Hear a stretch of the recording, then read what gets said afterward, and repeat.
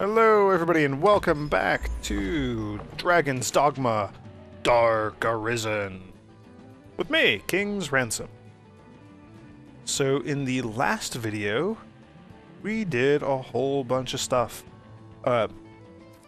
We did some quests back in town, we wandered around, we killed some goblins, we made our way to the fort, we learned a little bit about the Pawn Legion. And now we are creating our pawn. So this will be our main pawn, our primary minion, who will follow us around and assist us and help us out with all sorts of fun stuff. I went ahead and created this character off camera, and now we have a few questions that we need to answer regarding our pawn's inclination. So there are different behaviors, stats, if you will, about how the pawn will act in and out of combat, and just in general, both how they will act for us and kind of how they'll help other players. This can change over time. You can kind of tweak it by doing certain things or helping. Let's see. For example, I'm going to talk about all these, but I'll start at the bottom. Acquisitor is for picking up items. So if they have a high Acquisitor stat, they will pick up lots of items, and they will prioritize picking up items over other things, which can maybe be bad in combat, right? They kill an enemy, then walk over and pick up whatever item it dropped rather than killing more enemies, so on and so on. If I pick up a lot of items more and more and more throughout the game over time, our pawn will kind of learn that behavior and will similarly do that. So they will gain more and more of their Acquisitor stat as I behave that way. So there's all these different stats here, and I'm going to talk a little bit about what they do. So Acquisitor I already talked about, but then for the rest I'm going to go ahead and start back at the top. So Scather, up at the top there.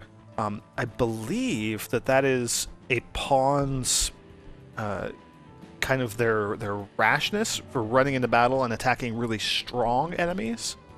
I believe if they have a high Scather stat, Scather inclination, they will target the biggest, baddest, nastiest enemy on the screen and just go to town with it.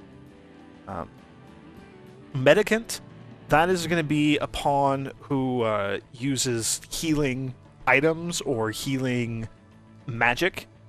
So if I want, say, a mage with lots of curative magics and I want them to prioritize healing, I would rather have them have a very, very high Medicant stats.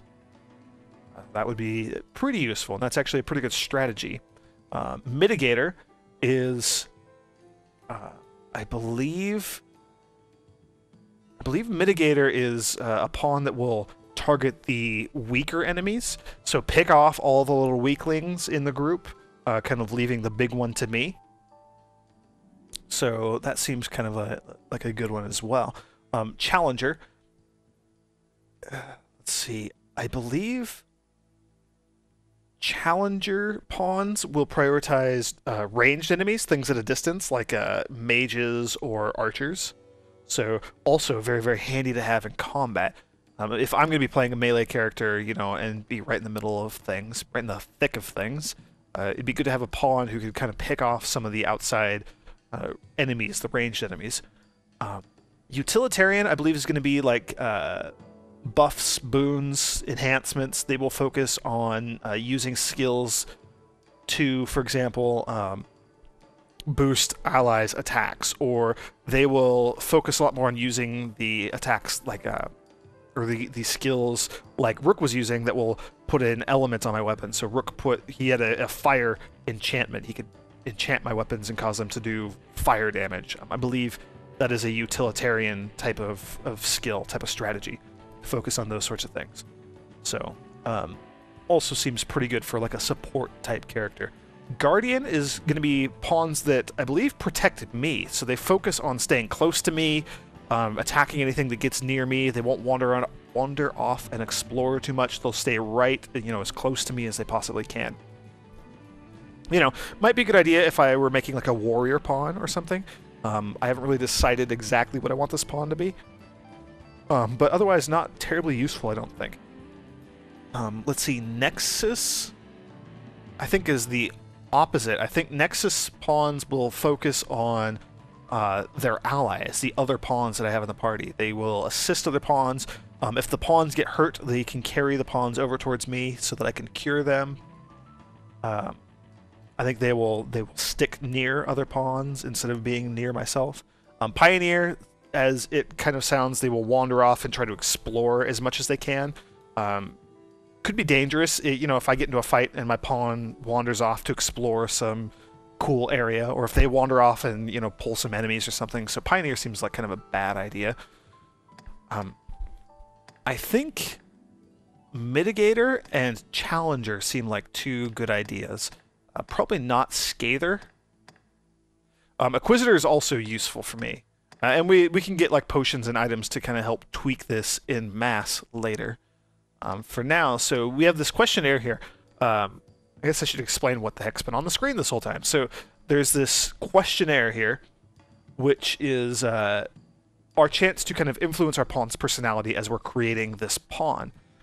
This is a one-time deal, although we have follow-up questionnaires that we can answer later when we go rest at inns and whatnot. Our pawn can ask us some more questions like this, and we can use it to influence their inclination a little bit. So, first question here, there's going to be 4 of these. When faced with danger, which trait would you most value in a follower? And so there are these 4 options here, and you can see on the left there, as I scroll through these different options, it's changing their inclination. It's tweaking it slightly. So, Mitigator and Challenger are ones that I would like to focus on, and Acquisitor. So quick thinking actually seems like the best answer here. While in battle, which strategy would you prefer your follower employ? Kill all enemies, rescue comrades in danger, strike at the strongest foes, or call for reinforcements. Call for reinforcements looks to boost Medicant a lot, drop Scather a lot too, which is good. I don't really want them charging after the biggest, nastiest foes. I'd rather have them focus on mitigating things. Although Challenger's also nice. I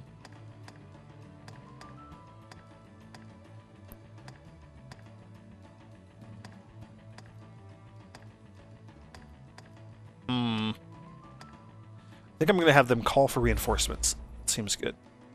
Your follower rescues your party and turns the tide of the entire battle. What would you have them say? This way, Master. Leave them to me. Now, Master, strike the final blow. Or quickly after them. Now, Master, strike the final blow.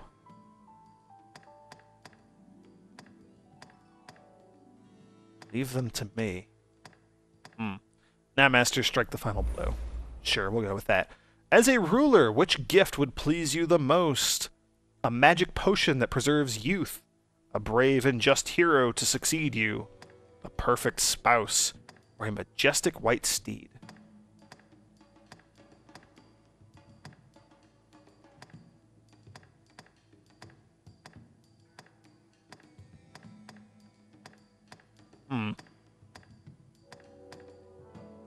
Probably a majestic white steed. I wouldn't mind having a horse. Okay, and then now we're going to choose a vocation for our character here.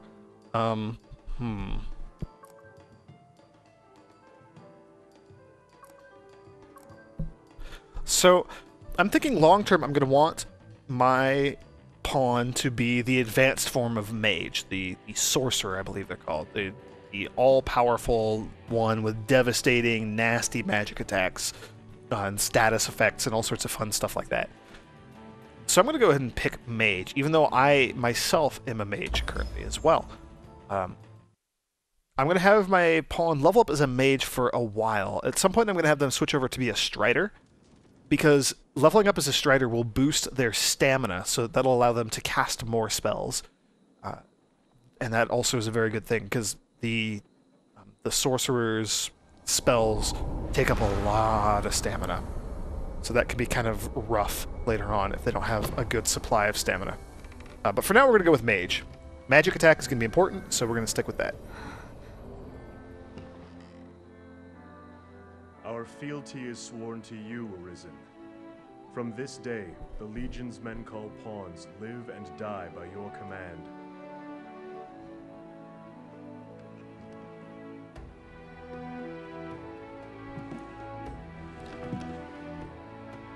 Ooh, apologies for bumping the mic a little bit there. I had to cough. Awesome. So now all these pawns are swearing their fealty to us. That's exciting. And Lucy, our pawn, reached level 2. She starts at level 1, but she will level up very, very, very, very quickly to match or approach our level. Then we have Rook still, of course.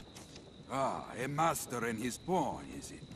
You'll be quite the force, come the day you learn to fight as one. Mind you, that is a skill better honed in practice than in the heat of mortal combat. Ah, he wants us to practice a little bit of teamwork, then. I can help in that regard, should you wish it.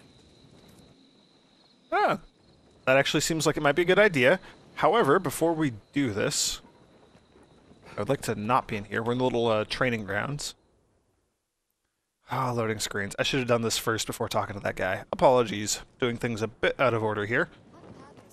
It's going to lead to us running around a bit. I'm going to swap out Rook for a new pawn, since I don't really need to have 3 mages. That is just getting silly.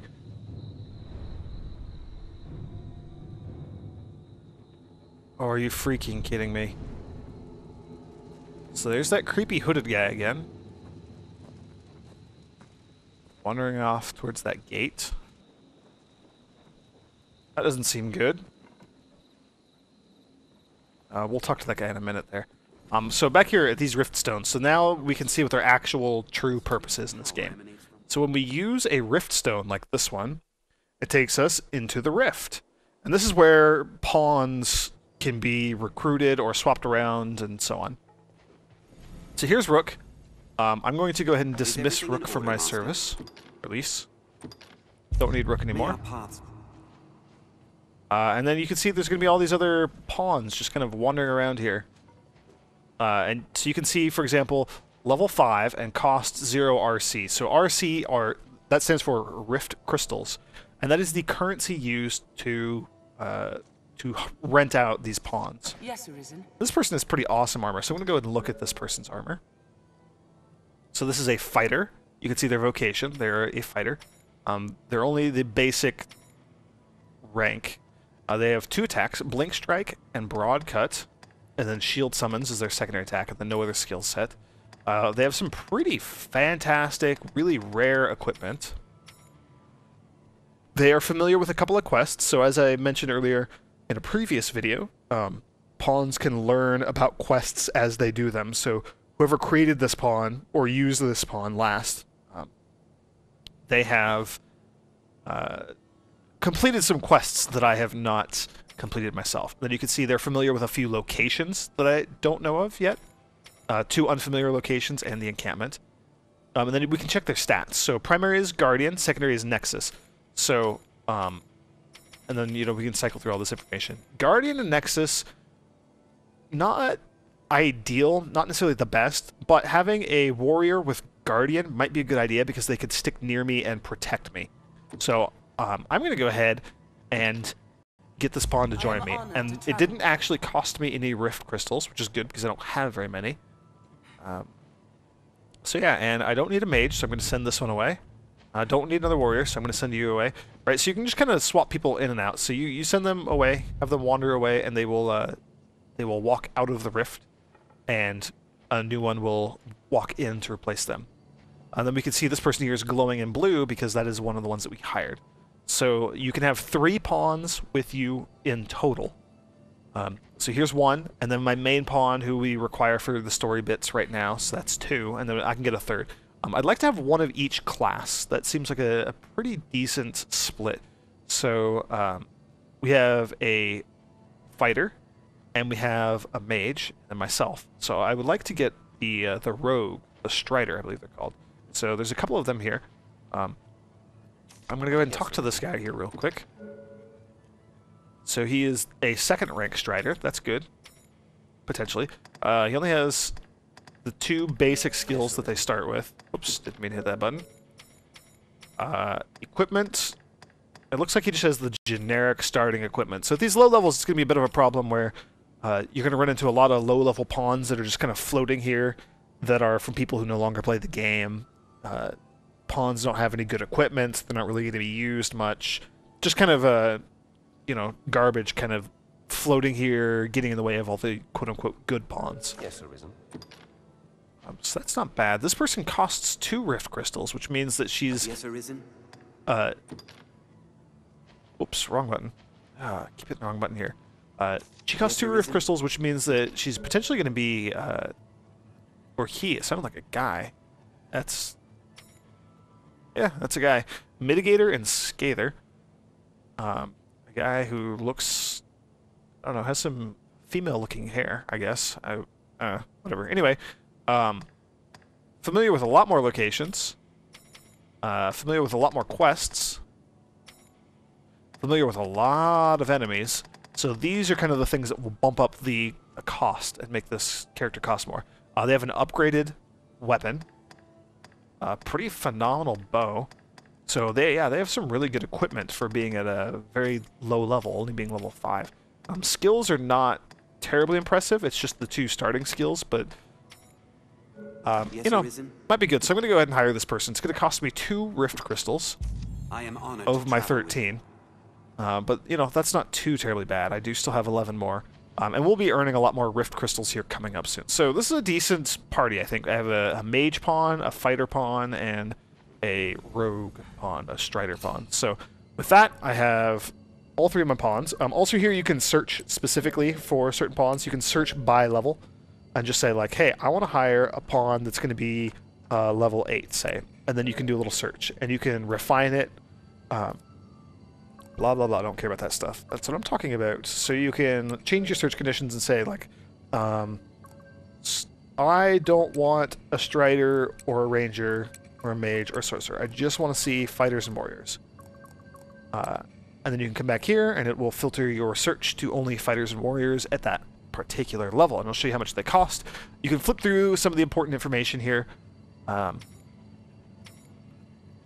you can see gender, you can see level, you can see how much the base cost that it would cost me to hire them, 28 rift crystals at this level. You can see skills, so there are a few in there that have some additional skills set. Some secondary skills, so this would be like their shield skills and whatnot. And then you can see the gamer tag of the players who have the pawns up for offer. You can also search based on your friends list or pawns that you have favorited if you want to summon some pawns that you enjoyed in the past. Top ranked, so these are the most popular pawns across the world. And these are pretty much all going to be level infinity. So really not within my price range right now. And again, it's still filtered to just the fighters that I was looking at earlier, which doesn't particularly matter. And then beyond that, you can look at special pawns, pawns that are from special characters.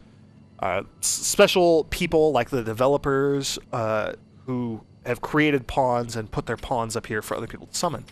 That one at the top there, Eve, the warrior, is from Rhynak, which is Andrew Reiner from Game Informer. So that's cool. He has a level 41 fighter pawn hanging out here. Yeah, so that's all that. That's a quick overview of the Rift.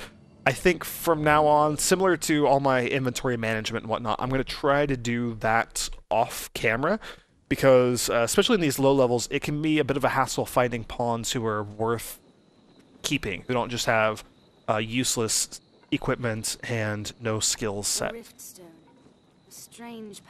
So yeah, speaking of getting skill set, We can have your pick, any you like. so this guy is an innkeeper. We can manage our items. We can rest. I am going to want to rest just to recover all my health, since I don't have full health. But I'm going to talk about how skills happen in this game. So you have to, as you play through the game and as you fight enemies and do quests and whatnot, you earn this special currency called discipline. You earn discipline points. And discipline is used to purchase your skills here. It's also used to purchase additional skills once we get far enough in the game to do that. And I think you just have to hit like level 10 or something with your characters in order to be able to buy new classes, new vocations. So discipline is pretty important. I can only manage my skills and my primary pawn's skills. I can't influence any other player's pawns who I've rented. Those other players' pawns will also not level up in the game. So even though I am going to be leveling up and my pawn is going to be leveling up, those pawns are going to stay static at level 5. So, you know, I am going to be fairly frequently swapping out pawns to get pawns closer to my level. So that's going to happen as we play through the game more. Now, skills. There are a bunch of different types of skills. So you can see here staff skills. So these are skills that I can use when I'm wielding a staff. Now, I already have the basic fire skill. It lets me shoot a fireball. Ingle, I believe it's called. I can buy Frazzle. I can buy Levin. I can buy Fire Boon and Ice Boon and Thunder Boon. So those are kind of the 3 primary elements, right? Fire, ice, and thunder. And so I can learn kind of a basic attack of each type. So shoot a fireball, I already have. Frazzle. Create a concentrated field of cold around the user that deals ice damage to whatever foe it touches. So kind of a little spinning blizzard around myself that will do ice damage to creatures that get close to me. Levin is just a thunder attack. It just lets me drop thunder from the sky and strike enemies with lightning. Fire Boon, Ice Boon, and Thunder Boon, just what they sound like. They will boon my weapon. They will enchant it with those elements so that my regular attacks will do those elemental damages. And I can also enchant my allies' weapons. So I could enchant, say, the sword that my my fighter is using. And then he will have, you know, a fire sword or something, so he can do extra fire damage. So pretty handy stuff. As we improve our rank, you can see over on the left that we are rank 2. As we improve our rank, that is how we unlock new skills that will be available for purchase. Now, there's also core skills, and these skills are kind of core to the class. So, staff skills can be used whenever I have a staff and whenever I am in a class that matches the symbols in the bottom right-hand corner. So, Frazzle, Levin, and Ingle, the 3 basic primary skills, don't have any class restrictions. So any class that can use a staff, be it mage or I believe like archmage or sorcerer, whatever it's called, the upgraded version, but also like the mystic knight or the mystic archer, those can all use the staves, so they can all use these skills. Fire Boon, Ice Boon, and Thunder Boon are limited to just the mage and the advanced form of mage, the sorcerer. Whoops. And then core skills are similar. They're typically not going to be attacks. These are going to be kind of more passive. This is where you unlock just normal weapon combos or the ability to parry enemy attacks, or in this case, the ability to levitate. And I have to have a staff or an arch staff equipped. And arch staff is the weapon used by the upgraded form of mage. And then augments. So augments are interesting, and in my opinion, they're much more important than any of the other skills. Augments are... Each class can learn a set of augments, and when you learn it and you equip that skill, the augment, these are all passive bonuses, so increase your attack power or your damage resistance, or in this case, amplify your magic when you are near death. These can all be used by any class once you have them purchased. So if I purchase this skill and then say I switch over to being a warrior, I will no longer be able to cast my magics, but I will be able to have this skill equipped, which, you know, I wouldn't necessarily want to boost my magic attack power when I'm near death as a warrior. That seems kind of silly. Warriors don't use magic. But reduces cumulative damage when you are debilitated by the 5 archmagic. So if I repeatedly get hit by fire attacks or set on fire or something like that, it will reduce additional fire damage that comes in as I take more and more damage from it. So you can see how those might be useful for the classes. Warriors get things like increase attack or increase your stamina or increase your health, and so those are very, very useful to have for all your other classes. And if I'm going to be a completionist when I play this game this time through, I am going to want to reach very high ranks with all the different classes so I can get the best set of augments possible. Now, I'm not super interested in a lot of this stuff, but I would like to have just some extra attacks. So I'm going to buy a couple of these. These are pretty cheap. They only cost a couple hundred discipline. Your discipline sticks around, so if I switch classes, I will still have the same amount of discipline left over. And it doesn't... Once you have purchased a class and unlocked it, or with the 3 starting classes, you can switch to any of those that you have without having to pay any additional cost. We'll talk about that more once I hit, I think, level 10, and when I get some new classes unlocked. So I'm going to go ahead and buy the basic ice, the basic lightning skill for myself. So I have 3 basic skills now, a little bit of variety.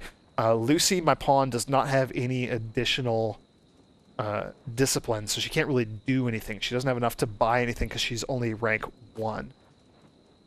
Now you'll notice I have Levitate available to me, and I have 2 augments, and Lucy does not, so that's because she's at a rank lower than I am. So the 2 augments and the core class, or the core skill, pardon me, are only available once you're rank 2 or higher, which is why they're not available to Lucy, my pawn. So, as we use her some more, and as we level up a bit more, then, you know, skills will be more important to manage. For now, I'm happy with that, and it's going to go ahead and give me an option to equip these skills. Oh, whoops, that's Lucy's. I'll leave her with Engel and then Anodyne because she can heal. I haven't used the healing spell. I do have a healing spell. I'm not going to focus on using it too terribly much. So there, I have my 3 attack skills equipped, and then my healing skill. And I don't have any augments or anything else to equip, so... What will it be today? That doesn't really matter. So, good on skills. Going to go ahead and rest. Understood. We're going to stay until evening again. I'm going to be... We have an event coming up here, and then I'm going to go ahead and rest after that. Ah, interesting. So, whenever you rest at an inn, it updates the game, the online, the servers, with the current status of your main pawn. And it also checks to see if anybody has rented out your pawn. So now that I've created my pawn, that pawn is going to be available in the Rift, and anybody who wants to can rent my pawn and borrow her and have her assist. It looks like somebody did that for some short period of time. I haven't been doing this for too long. And I get a gift from that, and typically you would get some Rift crystals. I brought this back for you.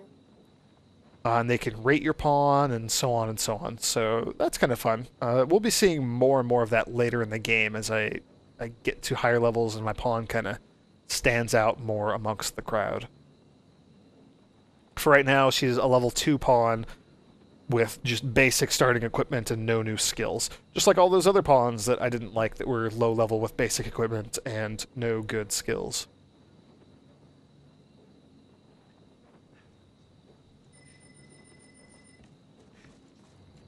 Alright, so we've got a group of 3 here, plus myself, so 4 in total. I'm going to run back over here and we're going to do this training real quick. That, the teamwork training that the soldier wanted us to do.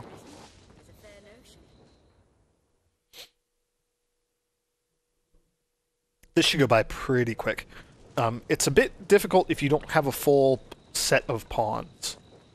The men of the enlistment corps. So we're gonna go ahead and begin training. From the outset, Yes, you're a harsh master. 3 forms of training. Different types of teamwork. Make sure you have a well-balanced party. Blah blah blah. Get other pawns. So we're first is freight hauling. So we need to haul a bunch of items, and we are timed. We don't have like an explicit timer that we can see. But there is a timer, and we need to find certain items and haul them. Yeah, those heavy crates filled with rocks, I guess. There's 4 of them. So the game is kind of indicating to you, hey, you should have 4 pawns. Or you should have 3 pawns in yourself. We're going to take them to that glowy circle there. So I'm going to go ahead right over here. Oh, you idiot. Pawn's gonna go steal my box. Alright, I'll take this one. So grab this. Very, very heavy. I'm gonna move slow. Bigger, beefier, more muscly characters will probably have a quicker time moving these things than myself. We must hurry. There's no time. They're indicating like, hey, we're low on time, you know. Enough! There we go. So we accomplished it within the time limit. That was not too bad. Well done. Meet each challenge with that. Next is combat training. Combat training You'll here. face my scarecrow army here. So we need to destroy a whole bunch of scarecrows. Again, we are timed. We need to kill a bunch of these things quickly. Good thing we have a full party. Arisen, I am at your side. I'll fell it with a spell. Force alone will pop them. Oh, interesting. I just wanted to use that spell just for fun.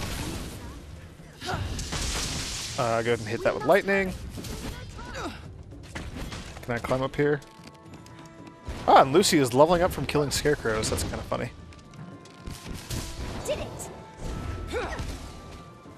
Enough! I don't know if we got that last one in time. Well done. Awesome, Meet we each did. challenge with that vigor. Right then. All right, final. Finally, you'll be destroying more scarecrows, but don't expect a More repeat of the scarecrows. last. This is one where you need a balanced party because half the scarecrows are going to be vulnerable to physical attacks. The other half are going to be vulnerable to magic only. Will be well. So there's no way to power through this if your party is, you know, all mages or all physical attackers. Which I don't know why you'd want to do that in the first place, but zap that one. We gotta kill these blue shield ones with magic, and then the other ones take physical damage. Somebody kill that one, please. Please kill these. Looks like they do take a tiny bit of damage from magic. Huh, and I level up from killing scarecrows again.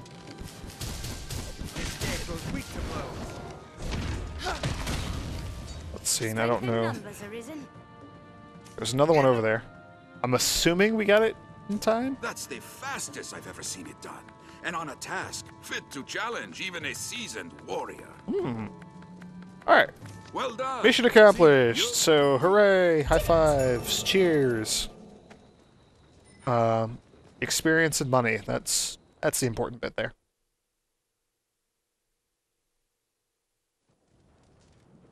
The training grounds are used to. It is closed. And there is another notice board here, so a bunch more silly little quests for us. So kill 2 seabirds. Also, you'll notice these quests give 1,000 gold and 750 experience, so they're going to be a little bit tougher, but they give us much better rewards than the ones we picked up back in Cassardis. So defeat 7 phantasms, defeat 45 undead warriors, slay 8 spiders. It also shows you generally the region where you're going to find these creatures. So slay 8 spiders, and it looks like we can find spiders in the Witchwood. We can check all these again later. For now, I'm just picking them all up. So defeat 3 cyclopses. Oops. And then defeat 10 wolves. So that'll be easy. Wolves are pretty common in this general vicinity. So awesome. Got a whole bunch of new little side quests there, and there's somebody with a quest for us. That's actually the next story quest if we talk to her. So I'm going to go ahead and call this video here, and in the next one we're going to continue along with the story. Going to kill some more creatures, explore a little more, head over to the main city of the game, the capital. Yeah. So thank you for joining me, everyone, and I will see you next time.